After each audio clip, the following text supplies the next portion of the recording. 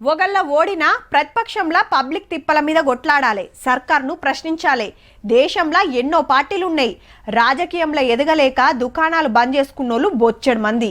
అయితే ఓ party ఉన్నదబ్బా, power ఉన్నా లేకున్నా, గెలిచినా ఓడినా పార్టీకి పతారా దినమింత ఎరుపు రంగు గెలుస్తున్నా కొట్లాట ఆపలేదు, వెనుకకు దగ్గలేదు.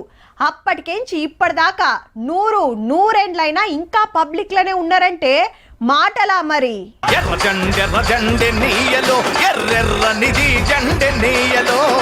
అటు ఇటు కామ్రేడ్లు, నడిమిట్ల సీఎం సారు, మంత్రులు. ఖమ్మంలో సిపిఐ నూరేళ్ల పండుగకు వచ్చిండ్రు. మళ్ళా ఎర్ర కండువాలు కప్పి గిట్లెల్కని చెప్పిండ్రు.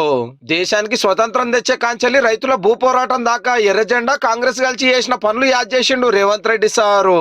దున్నేవాడికి భూమి అని ఎర్ర జెండా సోదరులు నినాదం ఇస్తే అగ్రికల్చర్ సీలింగ్ యాక్ట్ తీసుకొచ్చి పేద ప్రజలకు పంచిపెట్టిన చరిత్ర కాంగ్రెస్ పార్టీది. రైతాంగ ఉద్యమాలు మీరు చేస్తే కనీస మద్దతు ధర తీసుకొచ్చి దళారులను అడ్డు తొలగించి చట్టం చేసింది కాంగ్రెస్ పార్టీ. అంబానీ, అదానీల కోసమే బీజేపీ ఉపాధి హామీ పథకం ఎత్తేయాలని చూస్తుంది. పేదోళ్ళ ఓట్లు తీసేస్తానికే ఎస్ఐఆర్ తెచ్చిరని గరమయ్యిండు. జాతీయ ఉపాధి హామీ పథకాన్ని రద్దు చేయడం ద్వారా మళ్ళీ రైతులు, రైతు కూలీలు గ్రామాలు వదిలి పట్టణాలకు వలసపోయే పరిస్థితి. అదాని, అంబానీలకు అగ్వకు సగ్వకు కూలీలు దొరుకుతారు. ఖమ్మం కాంగ్రెస్ కమ్యూనిస్టుల కంచుకోవటానికి ఇట్లా అన్నాడు.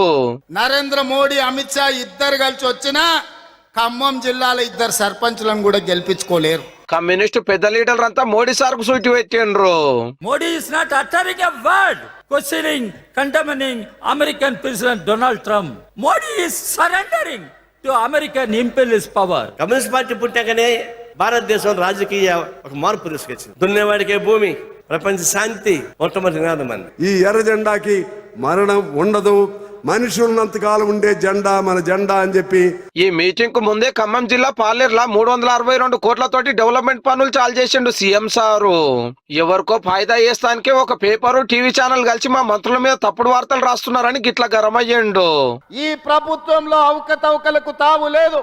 అనవసరమైన ప్రచారాన్ని, తప్పుడు ప్రచారాన్ని కల్పించడం ద్వారా అపోహలు కల్పించి మళ్ళీ శుక్రాచార్యుడు, మారీచుడు, సుబాహుడు బలపడడానికి మీరు ప్రత్యక్షంగానో పరోక్షంగానో సహకారం చేస్తున్నారు. మీకు మీడియా పంచాయతీలు ఉంటే తలుపు మూసుకొని కొట్టుకోండి, లేకపోతే ఒకరి మీద ఒకరు బురద జల్లుకోండి. అందులో మమ్మల్ని లాగి మా మంత్రులని బదనాం చేసే కార్యక్రమాన్ని మీరు తీసుకోకండి.